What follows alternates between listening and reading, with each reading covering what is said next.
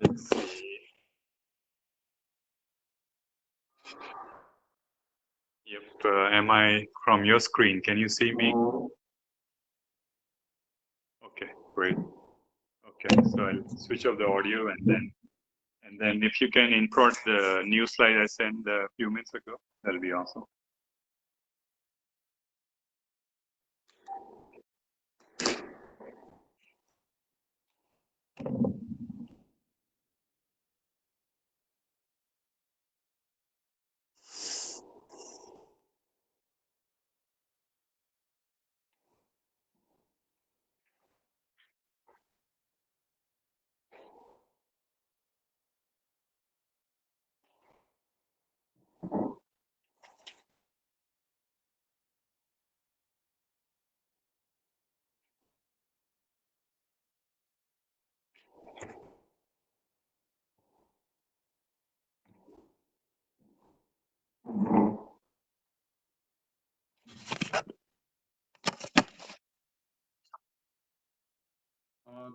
Thank you everyone for joining. We'll just wait for a few minutes. Okay.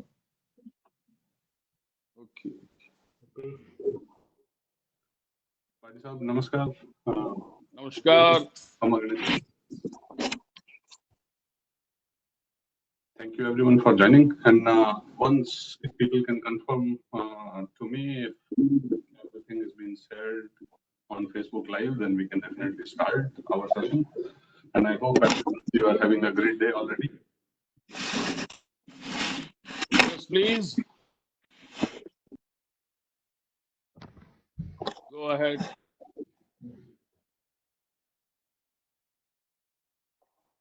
Thank you. All right. So looks like it's already been shared on the Facebook page where people are already seeing us. So it's, I believe, the right time to start. Thank you everyone for joining from different parts of the world. And it's really important that with everyone. And it can eventually be very, very helpful for the humanity because we all come from different fields and we share a different type of knowledge base which we have kind of gathered using our day-to-day life and as well as the professions which we are in. We all are here in this panel trying to share our experiences from our daily life, trying to wrap around our head around the global pandemic, which is obviously causing a lot of trouble to everyone. So I will not venture into discussing too much about the virus, and will make sure I'm not using too much of English language because I believe the audience there in Rajasthan and the other part of the world, they would prefer us to talk in Hindi. But just to make sure everyone is on the same page, and then we can slowly venture out using different languages, which is required as a vernacular in different parts of the world. So I'll be using a mix of Hindi and English because some of our panelists, they definitely are not well versed with Hindi. Some are from North Indian background and they definitely understand the nuances of Hindi. All right, I am the moderator here, and since I already kind of mentioned that I would not be venturing out in too much of details of virus, so it clearly explains I'm not a doctor, but good thing is we have few doctors here already on the panel. I would quickly like to introduce everyone. तो मैं सब लोगों का एक एक करके परिचय देता हूँ और उसके बाद में हम फटाफट जो क्वेश्चंस हैं कुछ जिंदगी से जो चीजें हम सीख रहे हैं वो हम एक दूसरे के साथ शेयर करेंगे और कुछ क्वेश्चंस जो अमेरिका के बोर्ड ऑफ डायरेक्टर्स के अंदर बोर्ड सर्टिफाइड डॉक्टर्स हमारे साथ हैं उन लोगों से पूछेंगे, कुछ हमारे साथ में आईटी से लोग जुड़े हुए हैं उनसे पूछेंगे और कुछ क्वेश्चंस डेफिनेटली हमारे senior most panelist Devi Singh Bhati साहब जिन्होंने मेरी लगभग पूरी जितनी जिंदगी है इन्होंने पॉलिसी मेकिंग में लगाई है इस देश और राज्य की सेवा इन्होंने विधानसभा में भी की है। तो ऐसे एक्सपीरियंसेस हमें नॉर्मली मिलते नहीं हैं तो हम डेफिनेटली उसका यूज करना चाहेंगे और विल मेक श्योर कि we use this time properly. Alright, so मैं सबसे पहले इंट्रोड्यूस करूंगा श्री देवी सिंह भाटी साहब को, जो कि हमारे राजस्थान से बहुत ही बड़े प्रोमिनेंट लीडर हैं। और ये लीडर एक अलग तरह का सेमी पॉजिटिव नेगेटिव शब्द है, ये असलियत में एक विचारक है। और इनके जो थॉट प्रोसेस है वो हम लोगों से हमेशा, जैसे हमने देखा है, हमेशा 20-25 साल आगे रहे।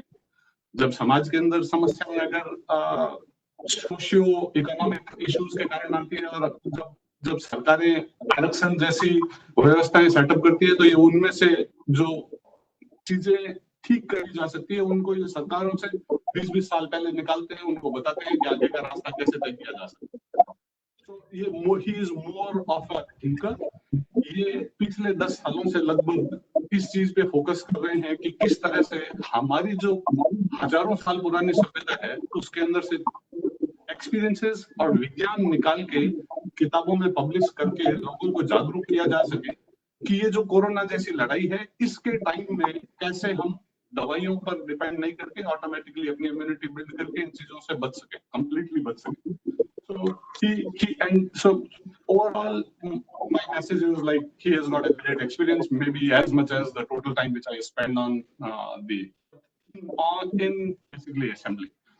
अदर पैनलिस्ट जो मेरे साथ में है वो है डॉक्टर कृष्णा, जो कि यूनाइटेड स्टेट्स ऑफ अमेरिका से हम लोगों को ज्वाइन कर रहे हैं। इनके पास में 3 बोर्ड सर्टिफिकेशंस हैं, स्पेशलिटीज और सुपर स्पेशलिटीज का।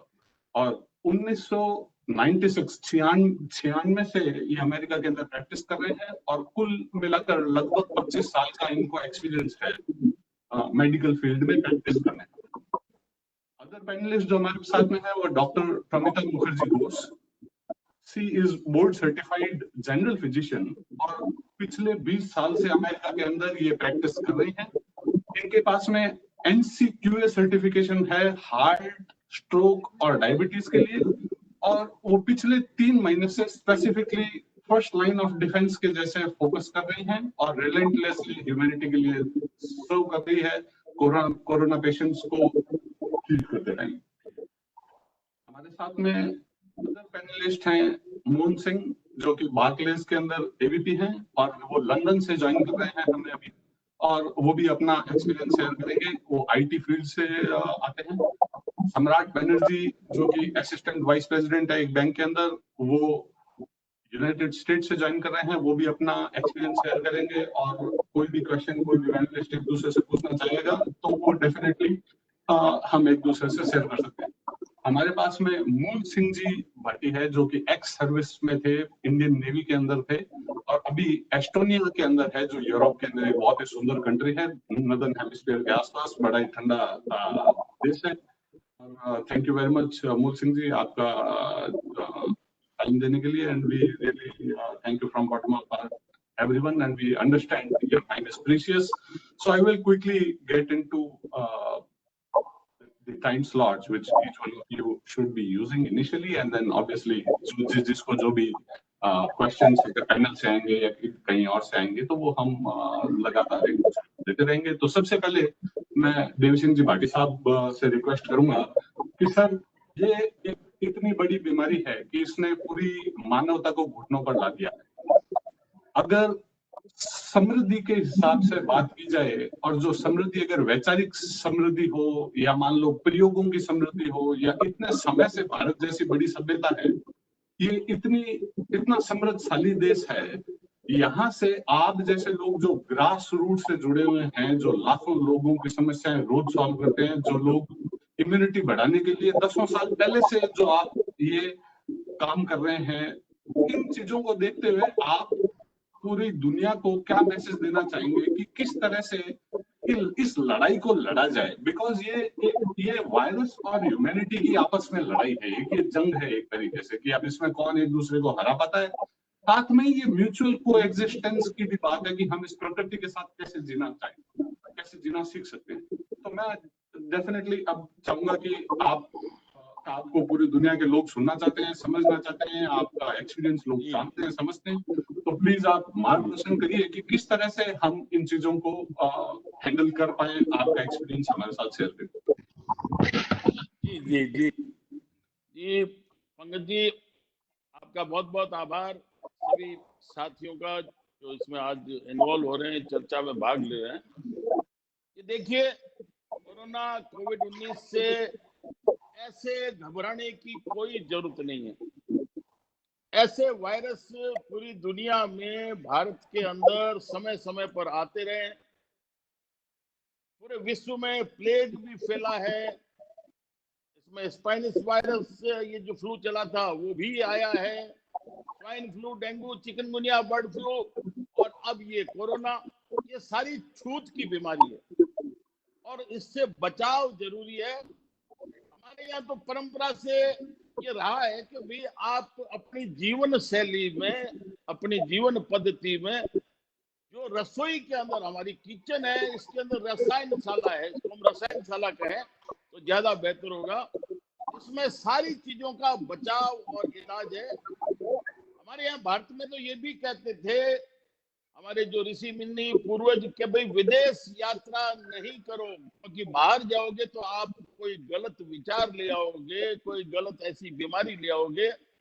लेकिन अब चलो, जैसा अब सारे देश, पूरा विश्व एक हो रहा है, मेरा ये कहना है कि पहला तो ये आप जागरूकता करो कि वर्तमान में आपके ऊपर संकट आ भी जाए, आप प्याज, लहसुन और अदरक, ये तीन जो हमारे रसोई के अंदर ये सारा वस्तु मिल जाती है, इनकी प्याज, लहसुन और अदरक की 5-5 रस की बूंदे आप गर्म पानी में मिला के रोजाना एक बार ले लो, तो पहली बात तो वायरस आपके ऊपर कोई भी ऐसा अटैक नहीं करेगा, और अंदर भी चला गया तो भी वो खत्म हो जाएगा।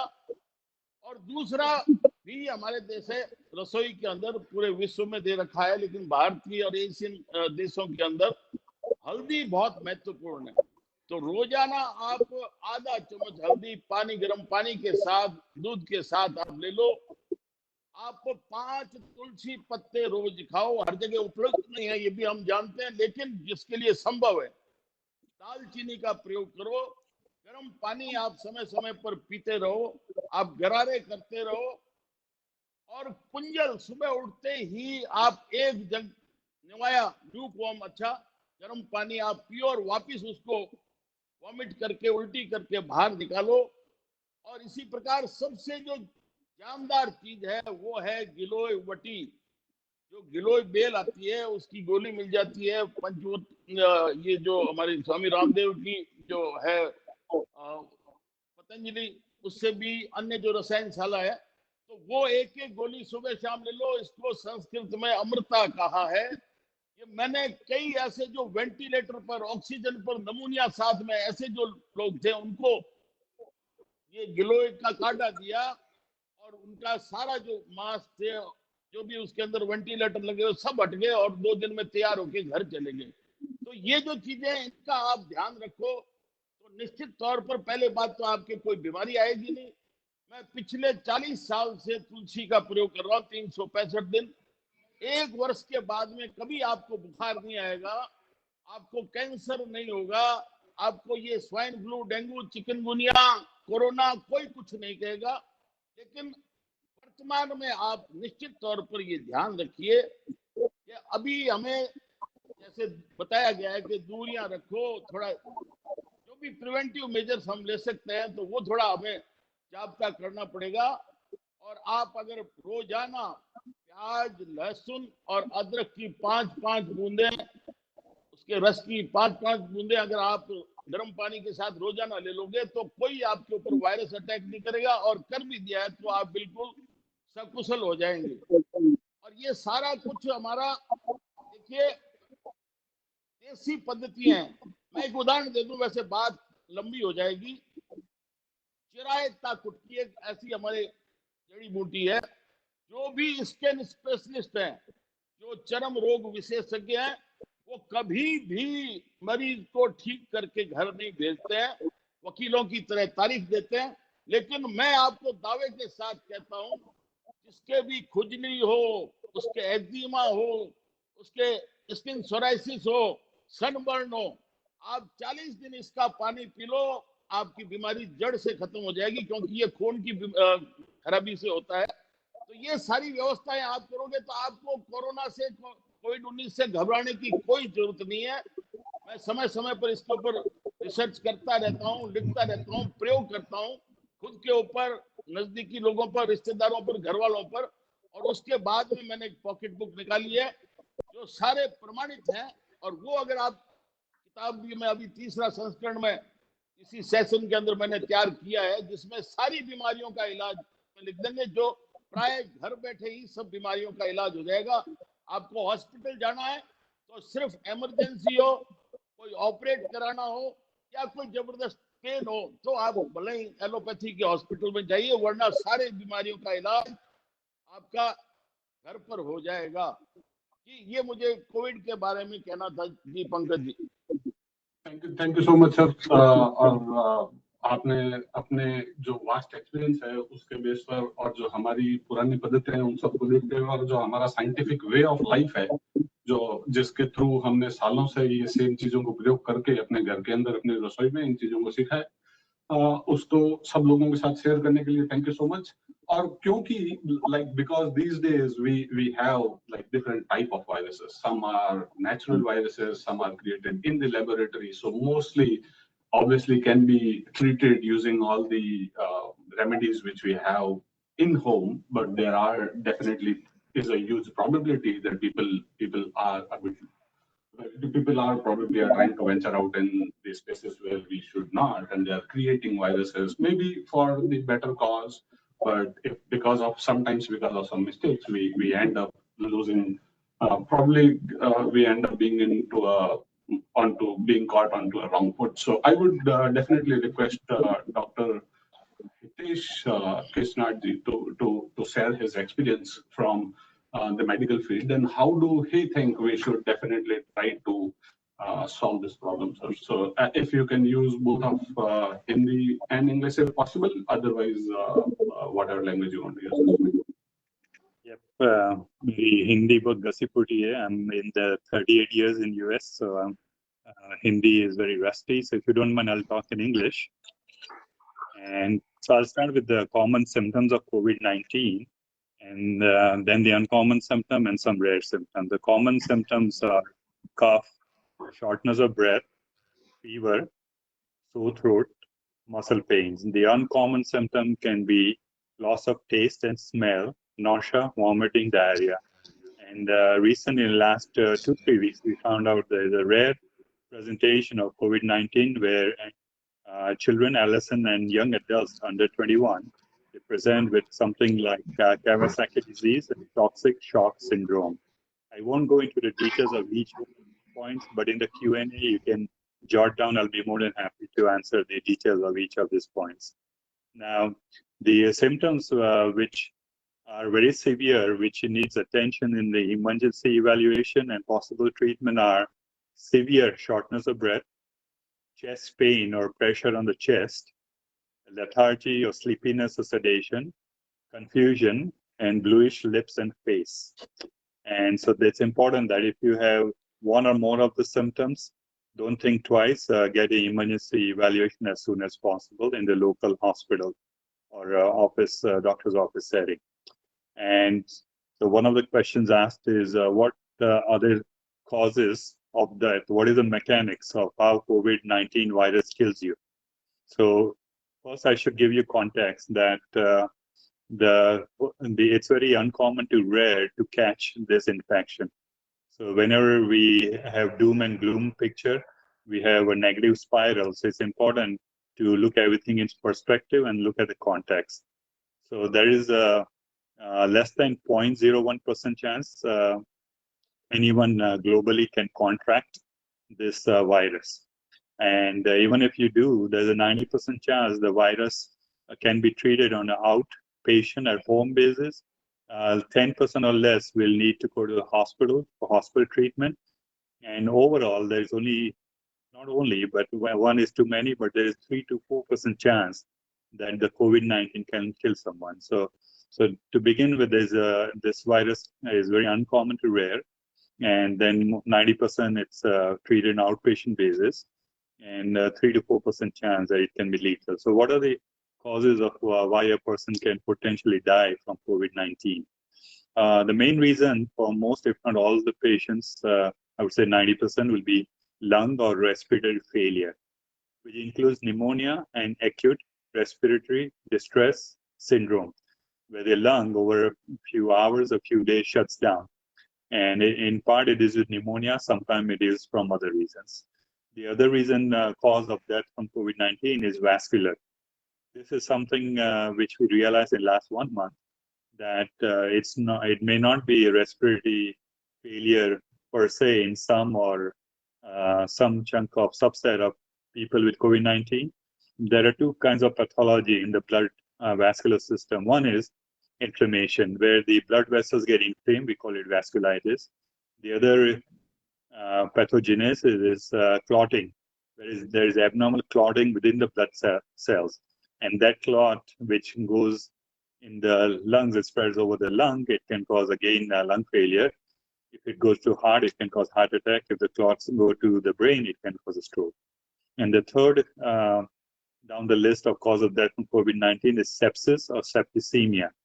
So once you get a viral infection, that will make you more prone to bacterial infection. So that bacterial infection, if it is contained within one organ, it's easier to treat. But when it spreads to the rest of the body, it's septicemia to the blood vessels.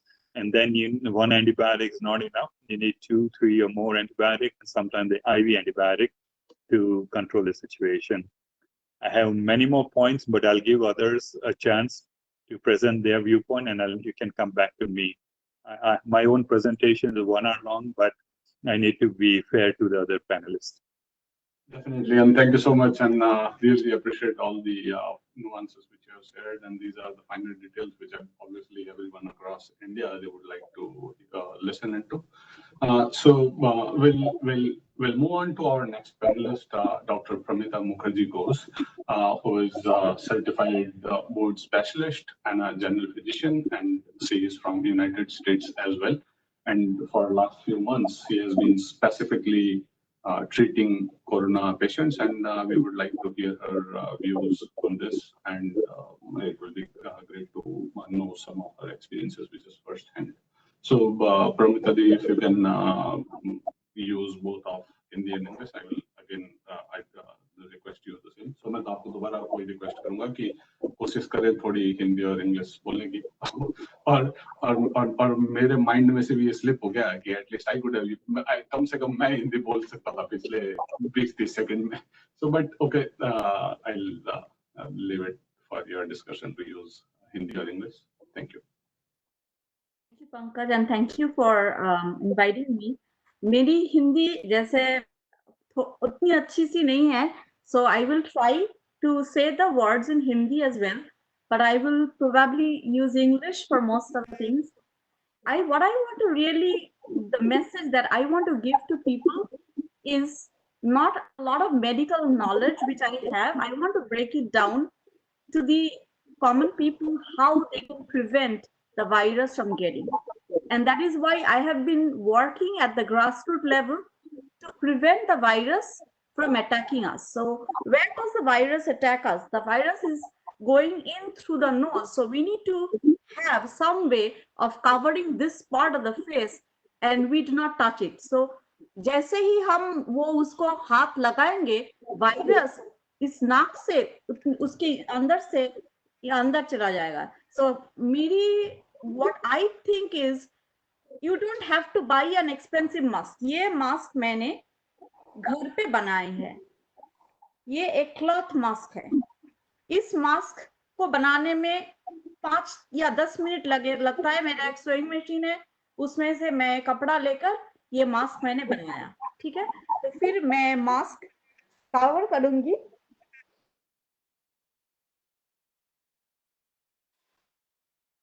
Face को, और ये mask मैं जब घर के बाहर जा रही हूँ, मास्क बराबर मैं लगा के रखूंगी. मेरे ये मास्क मुझे प्रोटेक्ट करेगा. सो कोरोना वायरस जो होता है ना, वो सरफेसेस के अंदर होता है. सो जैसे मैं सरफेस को टच करती हूँ, तो फिर हम उसको नाक के अंदर से चला जाता है. So what we are going to focus on is so that we do not have any way of contact inside the nose.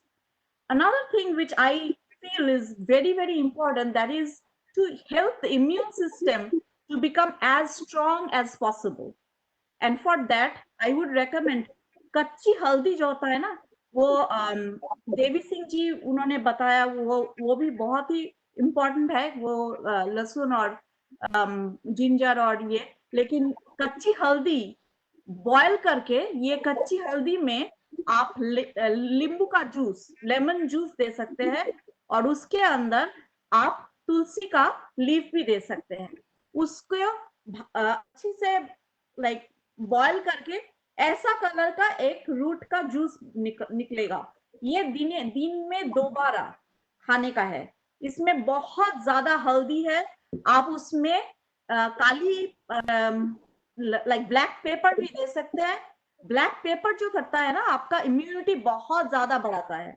सो उसको जो रोज मैं जब क्लिनिक में जाती हूँ, because my chance of getting an infection is very, very high, and I have a 12-year-old daughter at home, so I can understand. So we don't need to be afraid of the virus. We need to protect ourselves by doing a few things. I do want to mention what my previous doctor had mentioned about the Kawasaki disease. Is there is a lot of cases that are being reported with fever, chills, and rash. If any of the children, कोई भी आपका कोई जो उसका as 21 साल से like below 21 है, उनको अगर रैश और फीवर हो तो उसको आप हॉस्पिटल में जाने का है. लेकिन थोड़ी सी बुखार के लिए आपको हॉस्पिटल में जाने की कोई जरूरत नहीं है, लेकिन आपको घर के अंदर, घर के like rest of the people of the family से अलग एक घर में और एक अलग कमरे में जाके मास्क पहनकर जितनी देर संभव एटलीस्ट 2 weeks क्वारंटीन में जाना है. If these things can be done, then we will be able to prevent other people from getting the virus. Because if we are going to mix with our family members, what is going to happen? We are going to sneeze and cough. So that is what I have been following at home. I come in through a different door because I have to go to the hospital or clinic and work there. So I come in through a different door. I take a bath or shower, and then I eat in my room. For the last 3 months, I have been trying not to go out with my family as much as possible, except for absolutely emergency purposes. So if you have any other questions, I'll be happy to answer them, but I want to give the other panelists a chance. So the 3 things: immunity and more immunity and more immunity. So I want to end here and want to give the other panelists a chance as well. Thank you so much. Thank you so much, Dr. Pramita, and thank you so much for validation of this fact कि जो देवी सिंह जी भाटी साहब जो ये बोल रहे हैं कि हमारी सभ्यता के अंदर से जो इन्होंने नुस्खे निकाल के जो बुक्स पब्लिश करी है, जिसके अंदर इन्होंने दुनिया को ये बताया है कि कैसे हम हमारे घर के अंदर बैठ के ही इन चीजों को फिक्स कर सकते हैं. इन चीजों को आप, यू बीइंग अ डॉक्टर, अगर आप इसको फॉलो कर रहे हैं because you are in the first line of defence, and if you are using these things yourself, so I believe this is a big message to everyone there in India कि आप लोग ऐसी चीजें जो घर के अंदर अवेलेबल हैं उसको यूज करिए और अपनी इम्यूनिटी बिल्ड करिए, because there is no right or wrong way to tackle this problem. There is no medicine available, there is no vaccine available as yet. So this is, I believe, something which validates a lot of information which probably people, those who are sitting in India, would be seeking for.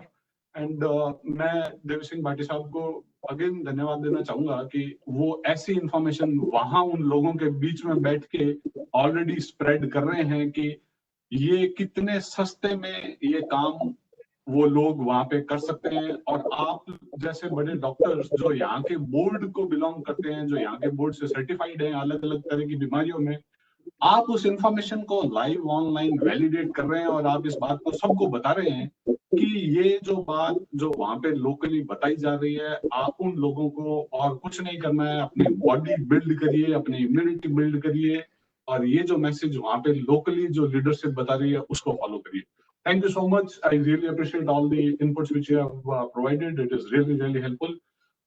I would like to move on to our next panelist, that is Mr. Mohan Singh. So Mohan Singh जी, आप गंगानगर से हैं और मुझे पता है कि आप हिंदी बोल सकते हैं थोड़ी। बिल्कुल बिल्कुल।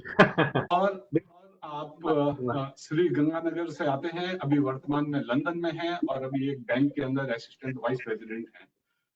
बार्कलेस करके लंदन का एक बड़ा बैंक है, तो ये दिन में वहाँ पे अपनी बड़ी टीम चलाते हैं, वहाँ से एक्सपीरियंसेस शेयर करते हैं, दूसरे लंदन के अंदर बैठ के, मैनचेस्टर में बैठ के ये अपने वहाँ पे व्यूज, वहाँ से ये क्या सीख रहे हैं, ये हमें जरूर डेफिनेटली शेयर करिए। और प्लीज बताइए भारत के अंदर लोग क्या कर सकते हैं, भारत सरकार किस तरह से आपके एक्सपीरियंसेस को यूज कर सकती है, बताइए।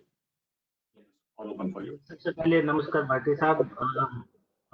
तो सबसे पहले तो मैं ये बताना चाहूँगा, जो जिस फील्ड में होम रेमेडीज जिसको बोलते हैं घरेलू नुस्खे, उस फील्ड में जो आपने काम किया वो बहुत सराहनीय है और आप उस जानकारी को एकत्रित करके किताबों के माध्यम से आम लोगों तक पहुंचा रहे हैं, वो that is very much appreciated work. Now, I would like to validate, as our doctors also validate, why these things which are जो मसाले हमारे हल्दी है, जीरा है, प्याज है, लहसुन है, why they are important. हमारे इंडिया में लोगों की इम्यूनिटी बहुत स्ट्रॉन्ग होती है, जिस वजह से बीमारी बहुत कम फैलती है हमारे यहाँ। और इसका वैलिडेशन ये भी है कि हमारे कंट्री में डेथ रेट बिल्कुल कम है comparative to US and UK. उसके 3 कारण है। पहला हमारे जो खान पान है, दूसरा हमारे जो रहन सहन है, और तीसरा जो जिस तरीके का हमारा मौसम है, जो वेदर है। तो खान पान की पहले बात करें तो हम जो खाते हैं, जैसे हल्दी, जीरा, लहसुन, प्याज, हम सभी सब्जियों में ये डालते हैं और उससे हमारी इम्यूनिटी स्ट्रांग होती है। दूसरा, हमारा जो पशुपालन हम करते हैं, जो देसी गाय का घी पीते हैं, खाते हैं, छाछ पीते हैं, जिसको मक्खन बोलते हैं, मक्खन खाते हैं, उन चीज़ों से भी हमारी इम्यूनिटी बहुत स्ट्रांग होती है। तो ये कुछ चीजें हैं जिस वजह से ये इस डेथ रेट, जिसको जो मृत्यु दर है इंडिया में, बहुत कम है। दूसरा, हमारा जो रहन सहन है, रहन सहन बेसिकली हमारा जो घरों का स्ट्रक्चर है, अगर आप देखेंगे तो जो हमारी बैठक होती है वो ऑलरेडी 20-25 फुट हमारे घर से बाहर की साइड होती है। तो जो भी बाहर से लोग आते हैं वो वहां से बात करके चले जाते हैं, जिसकी वजह से वो बीमारी हमारे घर के अंदर तक नहीं पहुंच पाती। और जो ये हाथ धोने का हाइजेनिक और पैर धोने का, हाथ धोने का, तो ये तो हमारे सदियों से प्रचलन रहा है, क्योंकि और ये अब आज दुनिया को सिखाया जा रहा है कि ठीक है, हमें हाइजेनिक फॉलो करना है, लेकिन हम तो सदियों से ही फॉलो कर रहे हैं। इस वजह से भी हमारे वहाँ डेथ रेट कम है। तीसरा, हमारा वेदर जो है, हमारे 12 महीने में से 11 महीने तो धूप रहती है, जो अल्ट्रावायलेट रेज है, वायरसेस वगैरह वैसे ही खत्म हो जाते हैं। अगर मैं यूके की बात करूं तो यहाँ हार्डली 1-2 महीने धूप आती है, और इसीलिए आप देखेंगे कि इस यूरोप में और यूएस में डेथ रेट्स ज्यादा है। और फाइनल बात मैं ये कहना चाहूंगा कि हम ऑलरेडी योगा फील्ड में गुरु हैं, इंटरनेशनल गुरु हैं, और हम योगा करते हैं, रेगुलर करते हैं। वो भी बहुत महत्वपूर्ण कारण है जिसकी वजह से ये बीमारी हमारे देश में कम फैली। Thank you so much Mohan Singh ji, आपने अपने विचार साझा किए। हमारी संस्कृति, हमारी पद्धति, हमारे जीवन जीने की शैली के ऊपर आपने बताया कि किस कारण से हम लोग अभी तक इससे उतने ज्यादा इम्पैक्टेड नहीं है जितने दूसरे लोग हैं। ऑल्दो अभी ऐसा देखा जा रहा है कि देश के कुछ कोनों के अंदर कुछ कारणों के कारण ये चीजें अभी फैलने लगी है, बट भगवान करे कि हम लोग इन चीजों से दूर ही रहें और हम हमारी चीजों को स्ट्रिक्टली फॉलो करें। जो भी लगातार जो पैनलिस्ट सारी बात बता रहे हैं, जो सभी बोल रहे हैं, उसके अंदर से मैं भाटी साहब से ये बात पूछना चाहूंगा कि भाटी साहब, जैसा ये एक बात माना जा रहा है, जैसे सारे डॉक्टर्स ये बोल रहे हैं IT फील्ड के लोग जो चाहे अब लंदन में बैठे हो, अमेरिका में बैठे हो, वो भी वही बात बोल रहे हैं जो आप इतने सालों से बोलते आए हैं लगातार, जो आप लोगों को समझाने की कोशिश कर रहे हैं, जो आप बड़ी मुहिम चला रहे हैं, जिनके ऊपर आप किताबें पब्लिश कर रहे हैं।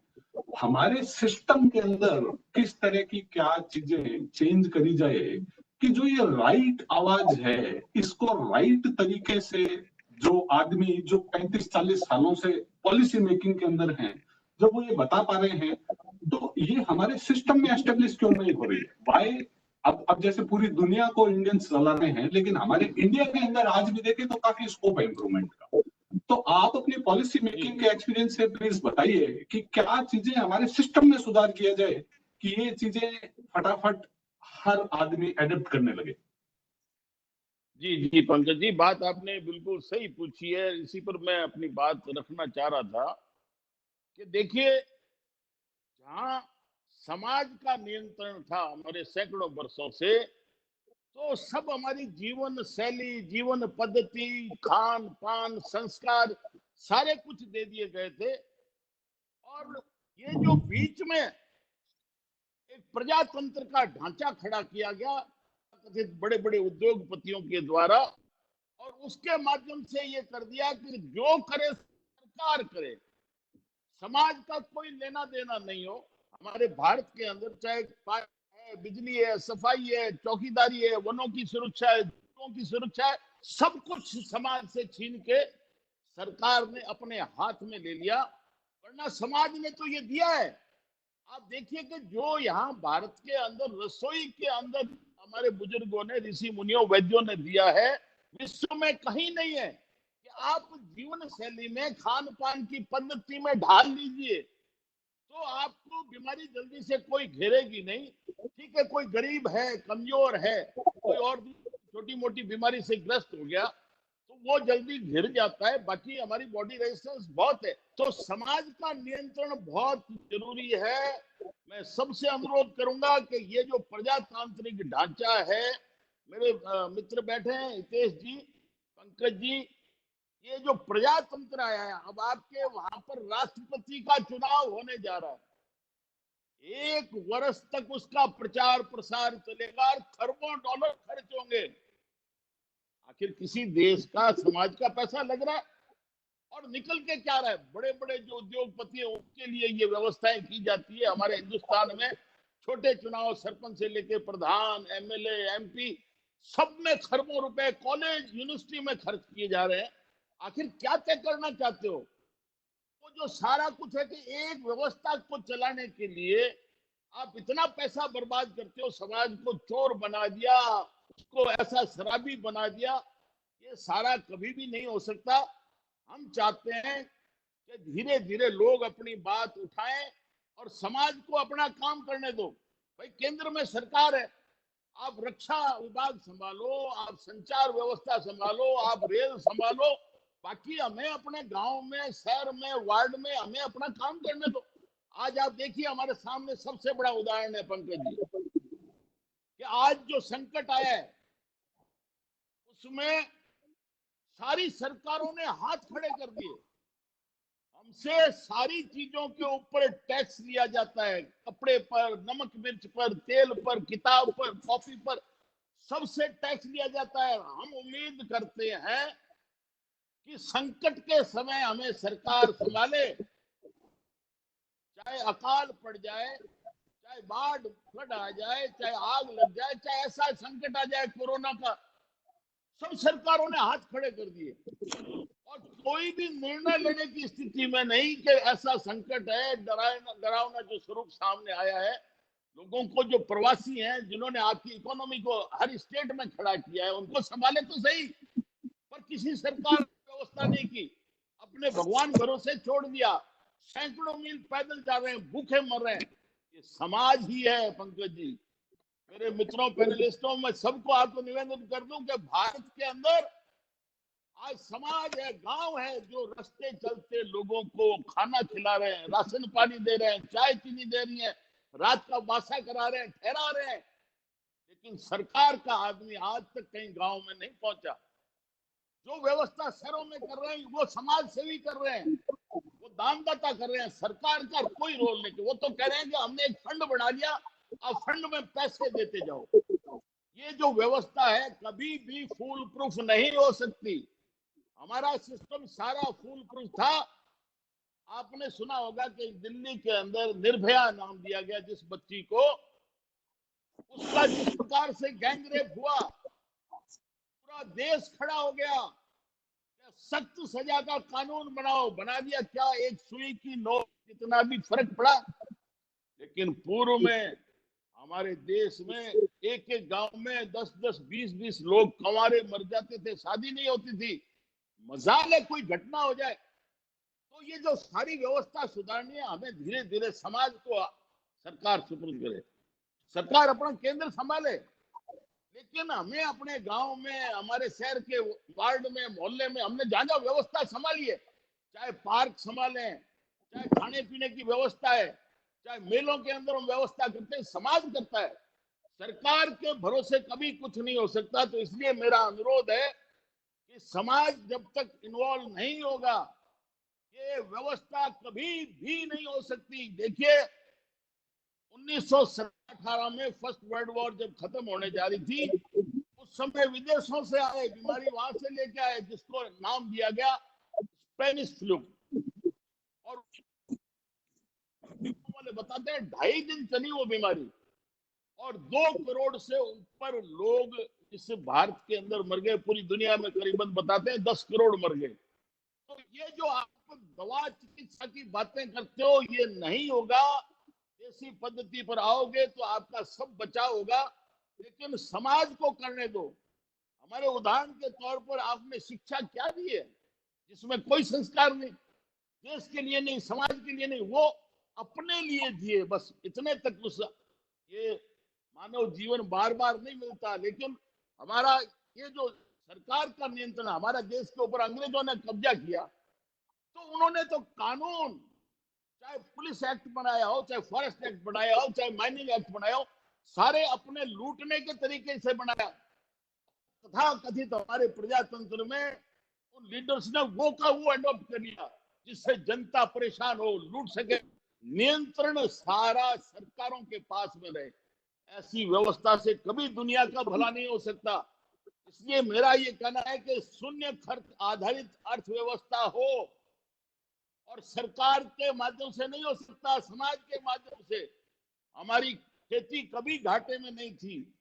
हमारा हल अपना, बीज हमारा, खेती मिलजुल के काटना निकालना हम आपस में कर लेते थे।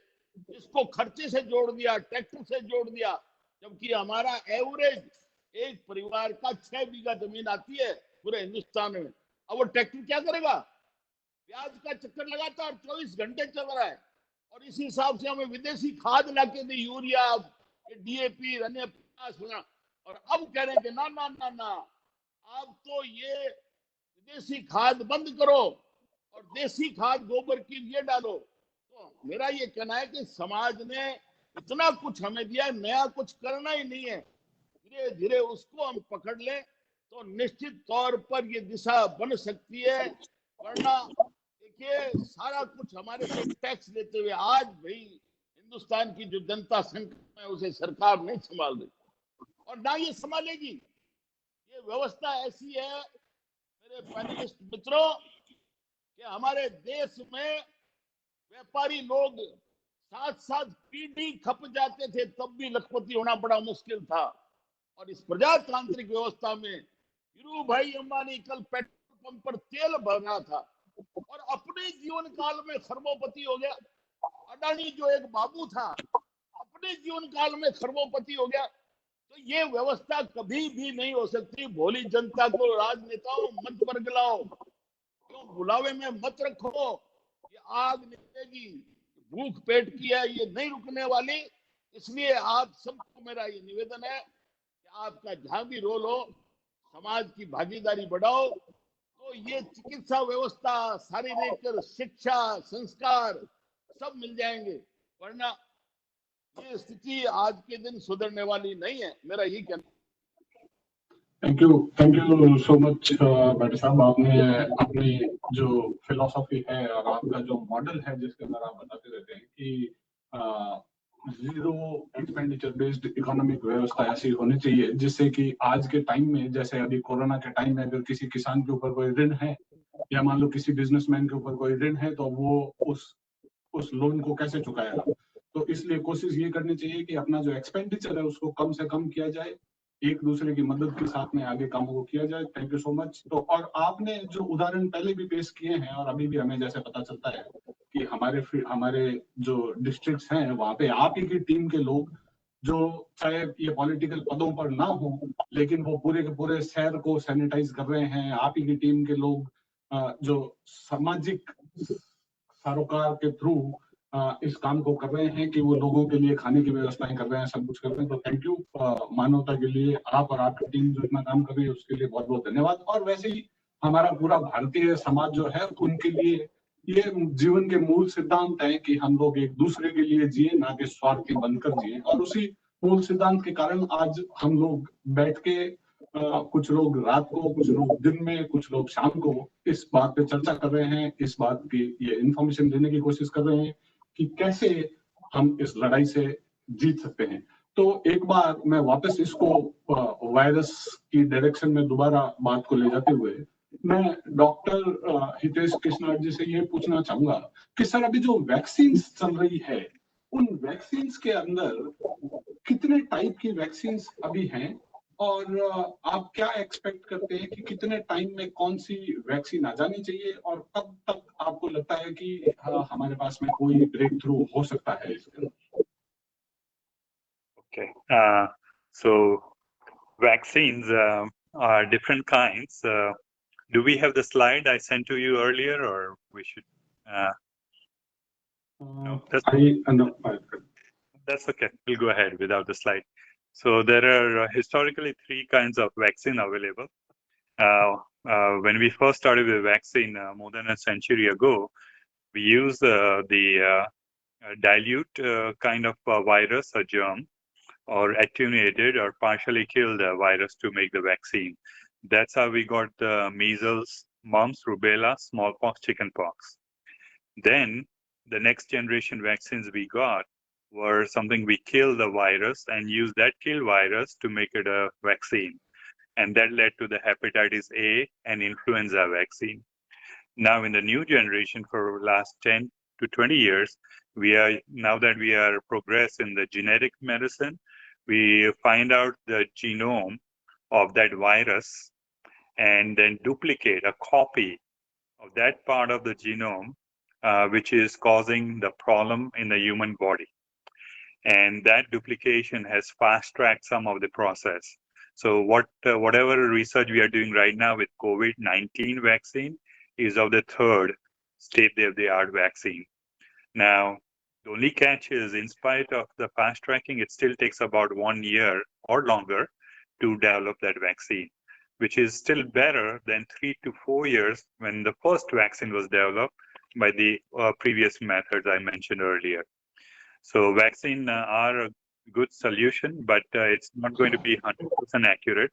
So just to give you a perspective, we get vaccinated from different things, and they all have a 95 to 99% success rate, sometimes even less. To give you a parallel example of the common flu influenza vaccine, which we need to take once a year. First, we started with one virus, then the common 2, and then 3, and then 4. The best we have today on the common flu influenza vaccine protects you from 4 common viruses, which still accounts for 2/3 of all the viruses causing the common flu. So some protection is nothing, but at best, from those 4 viruses, we are getting about 40% protection. In some people, 90% protection, and people are susceptible on the older age to catch one of those 4 viruses. So that's the perspective. The other question is, once we get vaccinated, are we done? No, like I said, the first batch of vaccine we get, it may be imperfect. We are doing a fast track system, and that's why we may get something which is at best 90% effective. And once we improve the vaccine, hopefully we'll get at 95% or higher accuracy. Now, just not to go into too much detail, the vaccination trials follows different phases. one, we tested in animals, be it rodents or chimpanzees, etc. And after we test that, and then, so there were about 110 centers all over the world which were trying different vaccines. And only 8 out of 110 succeeded in proceeding from the animal trials to the human trial. So now these 8 vaccine companies, including one in Pune, Serum Institute of Pune, Dr. Poonawalla has done great work, Nobel Prize winner, etc. He's one of the pioneers, and we have the resource right there at home. And they are teaming up with different parts of the world, including Oxford University, which is one of the leaders, one of the top 3 in the development of the vaccine. So in the human phase, first we start with only testing 50 to 100 people to see whether that artificially, genetically engineered copy is safe in small batch of human beings. The next phase in human trial will be take a similar larger number, 100 to 200 or more subjects to try the effectiveness. And then the third one, which is the most important one in human trial, is where we test in 500 to 1,000 people. Now, in this rush, we may not want to do 1,000 or 2,000, but at least 500 is a minimum required on that. And that third phase in human trials studies both the benefit, which is the effectiveness, versus the risk, which are the side effects from the vaccine. Then after those trials are over, and once we get 1, 2, or 3 winners after 1 year or longer, then it is goes for mass production. And that mass production may not reach everyone overnight. So it will be about a 3-month process to reach Suraj, globally to different countries. So that's a little bit of backdrop of vaccine.